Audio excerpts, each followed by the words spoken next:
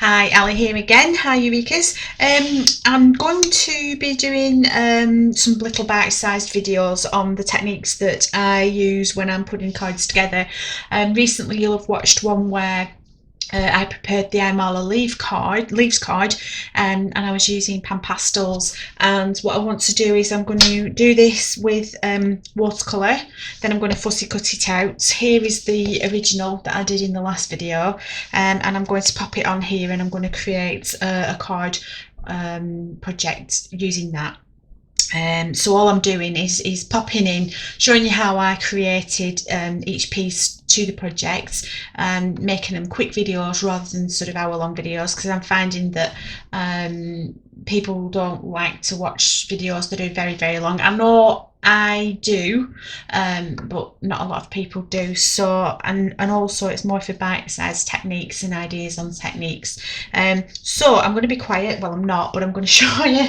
I'm going to get on with it, and I'm going to show you what I'm going to do with this leaf. So you're looking at the colours that I chose were yellows, orange, like an orange ochre, and a light green. I've already got a set here, and I'm using the Maya watercolours from Stamps by Me, in my opinion, and I have used a lot of different watercolours. In my opinion, these are the best.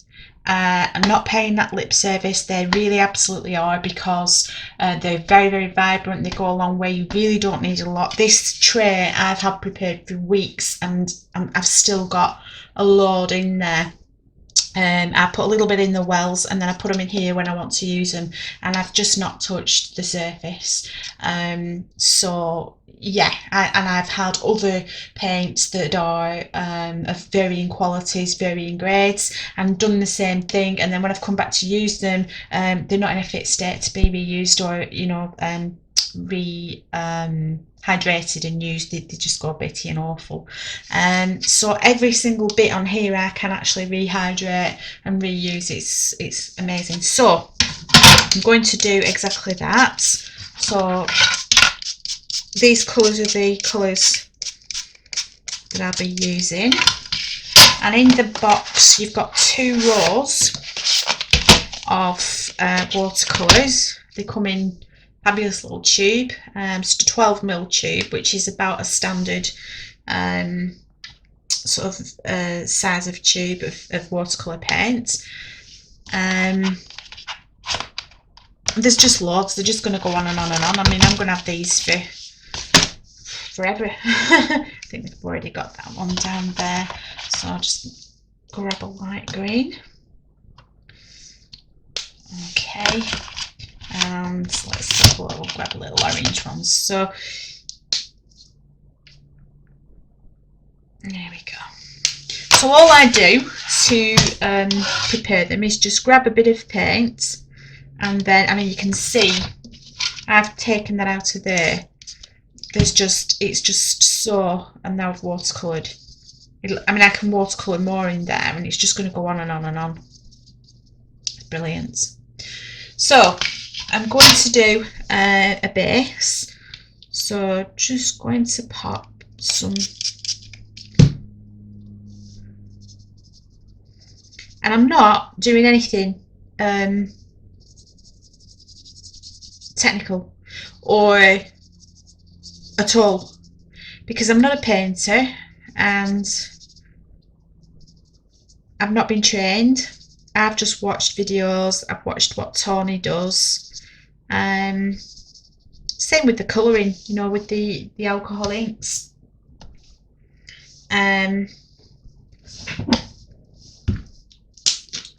I've literally self-taught by watching other people. So I'm now going to, just excuse that, I'd forgotten to put some water in my jar, to be honest, so I've just emptied my spray bottle, because by the time I go to the kitchen to refill it, it'll be anyway. So I'm just rehydrating this one here. I'm putting it into the well, and you can see already. Okay, so I'm not worried about going out the lines, because I'm going to be cutting it out. I'm going to be fussy cutting it. So I've gone in, and it doesn't matter that the this is already wet underneath, because I'm just going over the top. Okay, same here, and then I'm going to just, you see this is the original, and when you pop it, it's, oh look at the vibrancy, it's amazing. So I just want to make that a little bit more watered down. I'm trying to stick with the colours that I've used in the background, which is the yellow, light green, dark green.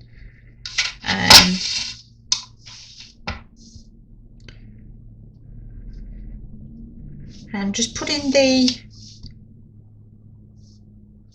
I'm really not thinking about it. I'm really just, it's just landing where I've popped it, really.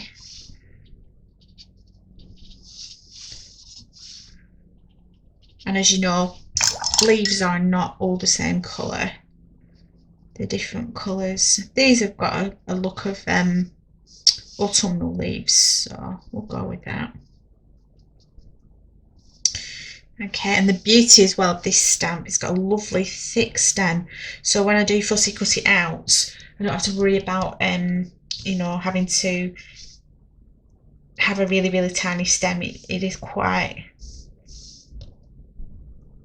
a big stem. So a lot of these colours are running into each other and doing their own thing, which is exactly what I want them to do. So I'll pop a bit of orange in there. And again, the thing with watercolours is they always dry back, so don't worry about if the intensity is quite sort of in your face. Just play it. And again, like Tony always says, and she taught me, because I used to be you know, really worried about how my artwork turned out, and I'd be really upset if the first time it didn't work or it didn't do what I wanted it to do. It is only a piece of paper, just chuck it in the bin or put it to one side, go back to it later. It's no great shake, it's all about enjoying what you're doing, and that is the most important thing. And practice makes perfect. I mean, you're never going to get it right first time. Right, okay, so there we go. So I'm going to let that dry, and then I'm going to fussy cut it out, and it will go onto my project with sentiments, and you will see that at the beginning and the end of this video. So I hope you enjoyed that little bite-sized technique, and I'll see you again for another one really soon. Thanks for sticking by me. Don't forget to like and subscribe, hit the notification bell, and it'll bring something up. It'll bring up a notification when I've got something coming back on. Okay guys, thanks again. See you soon. Bye.